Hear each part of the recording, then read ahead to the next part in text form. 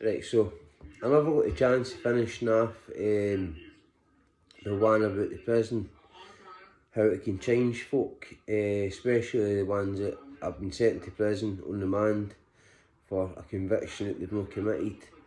Because I'll tell you something right now, out all the times I've been in prison on remand, there's always been certain people each time that are in for something they've been falsely accused of. But it could be theft, it could be an assault, it could be a domestic, it could be illicit, it could be anything, it could be murder.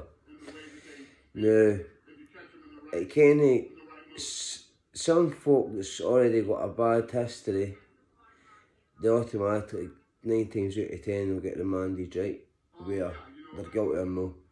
I'll give you an example. I could turn around and call a lass in the street or a guy in the street a fucking prick. They could phone and I could done my breach of the peace. I could plead not guilty and I'll get remanded. I could plead guilty, I could get remanded awaiting sentencing. Either way, you can't win. But the point that I'm going to make in this video is the amount of fucking folk that get sent to prison is unbelievable, right? The ones that are in for the petty stuff, the ones that I'm talking about are innocent. If you go to prison, now, you can tell they're innocent talking to them, but obviously the court's not able to go by what they get told, right?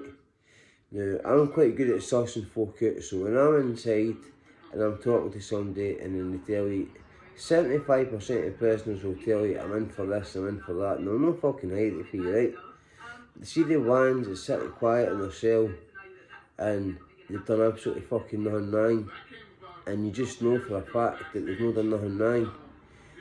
They suppress their feelings with drugs. Now, see the amount of people that go to prison with no addictions, but they leave prison with addictions.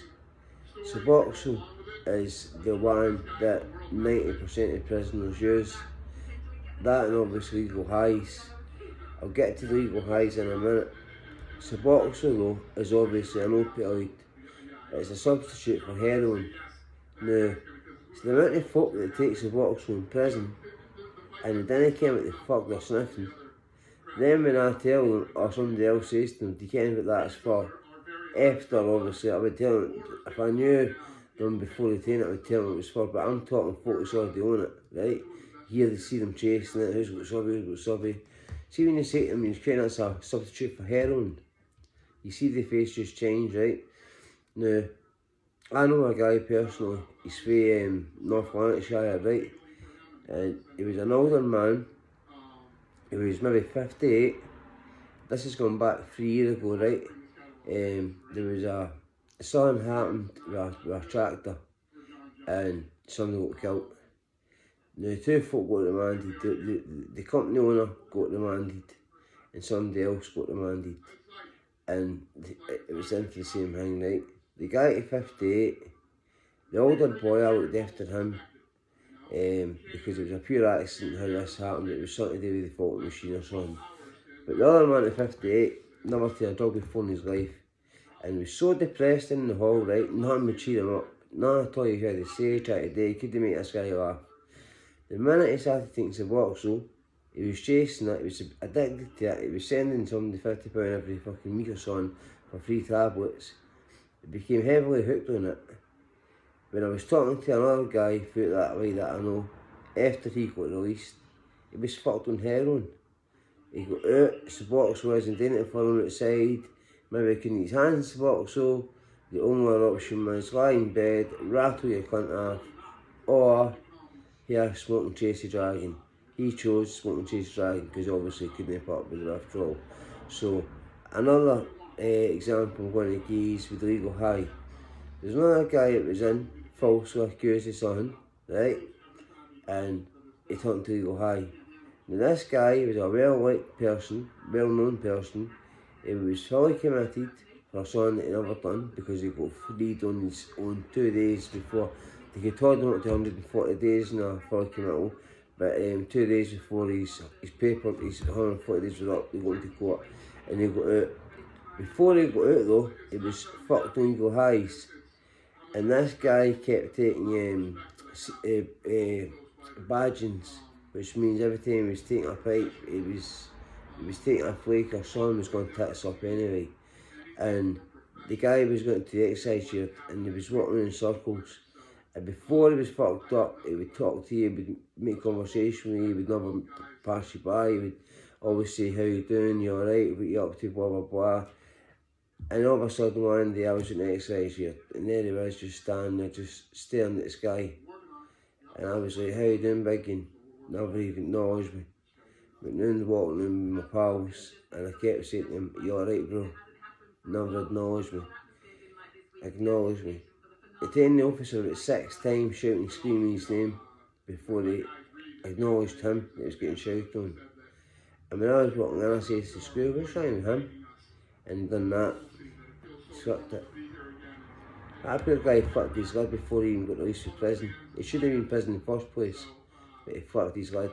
So when he got released from prison, I was talking to that guy and he says it was never the same again. So there's two, one on the smack and then one on legal high. And the fuck knows what they done when they got released from prison. I don't know if the guy got any help.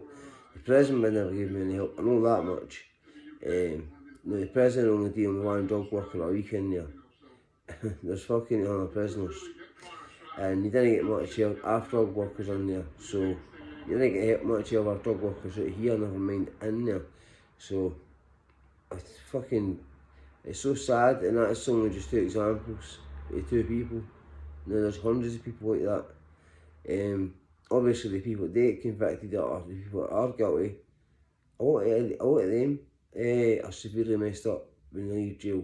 Some of them are the addicts and they go in for an assault and they become addicts because some folk get so depressed in prison.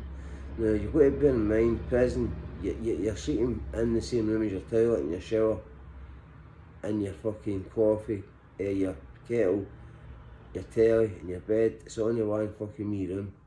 It's not exactly the cleanest.